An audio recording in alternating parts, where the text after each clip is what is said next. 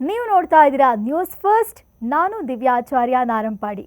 ಯಶ್ ಹಾಗೂ ದೊಡ್ಡ ತಾರಾ ದಂಡೆ ಇರುವ ಟಾಕ್ಸಿಕ್ ಸಿನಿಮಾದ ಟ್ರೇಲರ್ ರಿಲೀಸ್ ಆಗಿ ಧೂಳೆ ಬೆಸ್ತಾ ಇದೆ. ಹಾಲಿವುಡ್ ರೇಂಜ್ನ ಮೇಕಿಂಗ್ ಸ್ಟೈಲ್ ರಾಯನ ಅಬ್ಬರ ನೋಡಿದವರು ರಾಕಿಂಗ್ ಸ್ಟಾರ್ಗೆ ಬಹುಪರಾಕ್ ಅಂತಿದ್ದಾರೆ. ಆದರೆ ರಾಕಿಂಗ್ ಸ್ಟಾರ್ ಯಶ್ ರಂತೆಯೇ ಚರ್ಚೆಯಾಗ್ತಿರೋ ಮತ್ತೊಂದು ಹೆಸರು ಅಂದರೆ ಅದು ಸಿನಿಮಾದ ನಿರ್ದೇಶಕಿ ಗೀತು ಮೋಹನ್ ದಾಸ್. ಗೀತು ಮೋಹನ್ ದಾಸ್ ಬಗ್ಗೆ ಸಿಕ್ಕಾಪಟ್ಟೆ ಚರ್ಚೆಯಾಗೋದಕ್ಕೆ ಕಾರಣ ಅವರು ಮೊನ್ನೆಯಷ್ಟೇ ಟ್ರೇಲರ್ ಲಾಂಚ್ ಸಂದರ್ಭದಲ್ಲಿ ಆಡಿದ ಮಾತುಗಳು. ಗೀತು ಮೋಹನ್ ದಾಸ್ ಮೂಲತಃ ಕೇರಳದವರು, ಡೈರೆಕ್ಟರ್. ಬಾಲಿವುಡ್ ಸೇರಿದಂತೆ ದಕ್ಷಿಣದಲ್ಲಿ ಒಳ್ಳೊಳ್ಳೆ ಸಿನಿಮಾ ಕೊಟ್ಟಿರುವ ಲೇಡಿ ಡೈರೆಕ್ಟರ್. ಇವರು ನಿರ್ದೇಶನ ಮಾಡ್ತಾ ಇರುವ ಸಿನಿಮಾಗಳಿಗೆ ರಾಷ್ಟ್ರ ಮಟ್ಟದಲ್ಲಿ ಪ್ರಶಸ್ತಿಗಳು ಕೂಡ ಸಿಕ್ಕಿವೆ. ಇಂತಹ ಗೀತು ಮೋಹನ್ ದಾಸ್ ಮೊನ್ನೆ ಟಾಕ್ಸಿಕ್ ಟ್ರೇಲರ್ ಲಾಂಚ್ನ ಕಾರ್ಯಕ್ರಮದಲ್ಲಿ ಮಾತನಾಡುವಾಗ ಅಕ್ಷರಶಃ ಕಣ್ಣೀರು ಹಾಕ್ಬಿಟ್ರು. ಅದರಲ್ಲೂ ಪ್ರಖ್ಯಾತ ಡೈರೆಕ್ಟರ್ ಆಗಿದ್ರು ನಮ್ಮ ಕನ್ನಡದ ಯಶ್ ಬಗ್ಗೆ ಅವರು ಹೇಳಿದ ಪದಗಳು ಹೃದಯ ತುಂಬಿ ಬರುವಂತಿತ್ತು. ಎಲ್ಲರೂ ನನ್ನ ಅನುಮಾನದಿಂದ ನೋಡ್ತಾ ಇದ್ದಾಗ ನನ್ನ ಕೈ ಹಿಡಿದವರೇ ಯಶ್, ನನ್ನ ಕನಸನ್ನ ಹೆಗಲ ಮೇಲೆ ಹೊತ್ತು ನಡೆದವರು ಯಶ್ ಅಂತ ಅಕ್ಷರಶಃ ಕಣ್ಣೀರು ಹಾಕಿದ್ರು ಗೀತು ಮೋಹನ್ ದಾಸ್. ಅಷ್ಟೇ ಅಲ್ಲ, ನೀವೆಲ್ಲರೂ ನನ್ನ ಮೇಲಿಟ್ಟಿರುವ ನಂಬಿಕೆಯನ್ನ ಉಳಿಸಿಕೊಳ್ತೀನಿ ಅಂತ ಹೇಳೋ ಮೂಲಕ ಗೀತು ಟಾಕ್ಸಿಕ್ ಪಕ್ಕಾ ಸೂಪರ್ ಹಿಟ್ ಆಗುತ್ತೆ ಅಂತ ಸುಳಿವು ನೀಡಿದ್ದಾರೆ. ವೀಕ್ಷಕರೇ, ದಕ್ಷಿಣ ಭಾರತದ ಖ್ಯಾತ ಲೇಡಿ ಡೈರೆಕ್ಟರ್ ಅಂತ ಅನಿಸಿಕೊಂಡಿದ್ರು ಗೀತು ಮೋಹನ್ ದಾಸ್ ಹೀಗೆ ಕಣ್ಣೀರು ಹಾಕಿದ್ದೇಕೆ ಅನ್ನೋ ಪ್ರಶ್ನೆ ಹುಟ್ಟಿಕೊಳ್ಳುತ್ತಲ್ಲ, ಅದಕ್ಕುತ್ತರ ಈಗ ಹೇಳ್ತೀನಿ ನೋಡಿ.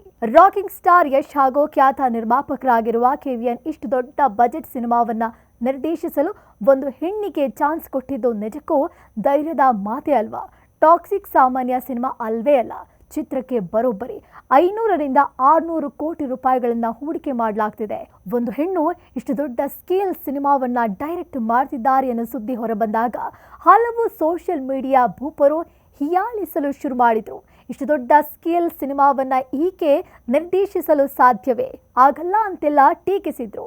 ಆದರೆ ಎಲ್ಲ ಟ್ರೋಲ್ಗಳನ್ನ ಧೈರ್ಯವಾಗಿಯೇ ಸ್ವೀಕರಿಸಿದ ಗೀತು ಮೋಹನ್ ದಾಸ್ ಈಗ ಟಾಕ್ಸಿಕ್ ಅನ್ನೋ ಹಾಲಿವುಡ್ ರೇಂಜ್ನ ಸಿನಿಮಾವನ್ನ ನಿರ್ದೇಶಿಸಿ ಸೈ ಅನಿಸಿಕೊಂಡಿದ್ದಾರೆ.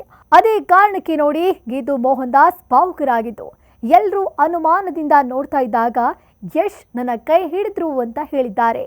ಯಶ್ ಯಾವುದೇ ಸಿನಿಮಾ ಕತೆ ಒಪ್ಪಬೇಕು ಅಂದ್ರೆ ಕಥೆಯ ಗಟ್ಟಿತನದ ಜೊತೆಗೆ ಡೈರೆಕ್ಟರ್ ಕೂಡ ಅದೆಷ್ಟು ಸ್ಟ್ರಾಂಗ್ ಅನ್ನೋದನ್ನ ನೋಡಿಯೇ ಕತೆ ಒಪ್ಪಿಕೊಳ್ಳೋದು. ಟಾಕ್ಸಿಕ್ ನಾವು ಈಗಾಗಲೇ ಹೇಳಿದ ಹಾಗೆ ಸಿಕ್ಕಾಪಟ್ಟೆ ದೊಡ್ಡ ಬಜೆಟ್ ಸಿನಿಮಾ. ಇಂತಹ ಸಿನಿಮಾಗೆ ಗೀತು ಮೋಹನ್ ದಾಸ್ ಮೇಲೆ ನಂಬಿಕೆ ಇಟ್ಟು ಡೈರೆಕ್ಟ್ ಮಾಡಿಸಿರೋದು ಯಶ್ ಉದಾರತನ ಕಾಣುವಂತೆ ಮಾಡುತ್ತೆ ಹಾಗೂ ನಿಜವಾದ ಪ್ರತಿಭೆಗೆ ಬೆಲೆ ಕೊಟ್ಟಂತೆಯೂ ಆಗಿದೆ.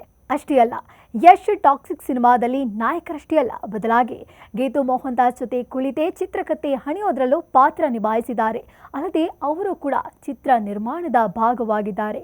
ಯಶ್ಗೆ ಗೀತು ಮೋಹನ್ ದಾಸ್ರ ಫಿಲ್ಮ್ ಮೇಕಿಂಗ್ ಸಾಮರ್ಥ್ಯದ ಬಗ್ಗೆ ಚೆನ್ನಾಗಿಯೇ ಗೊತ್ತಿತ್ತು.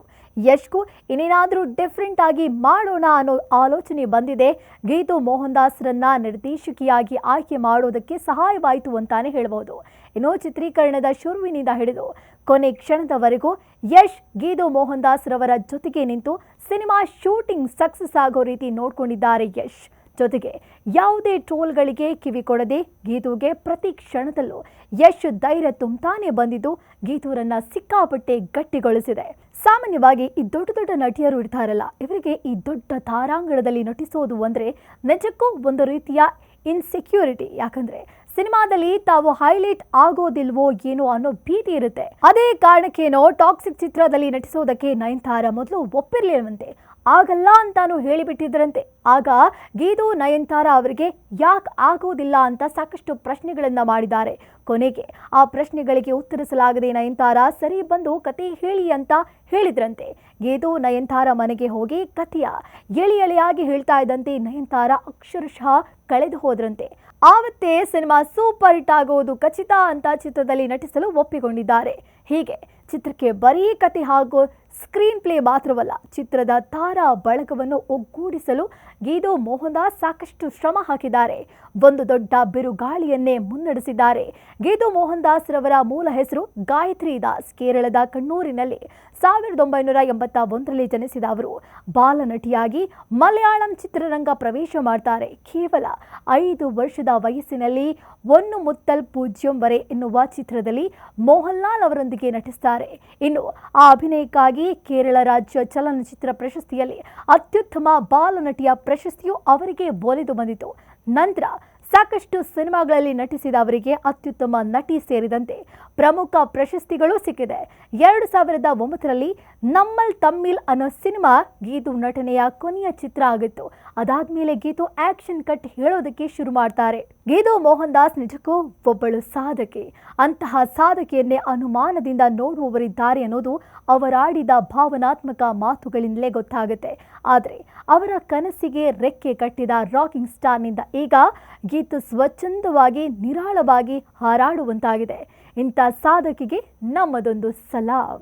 ಇದಾಗಿತ್ತು ಈ ಹೊತ್ತಿನ ವಿಶೇಷ. ಕ್ಷಣ ಕ್ಷಣದ ಮಾಹಿತಿಗಾಗಿ ನೋಡ್ತಾ ಇರಿ ನ್ಯೂಸ್ ಫಸ್ಟ್, ನಿರ್ಭೀತಿಯಿಂದ ನಿಮ್ಮ ಪರವಾಗಿ.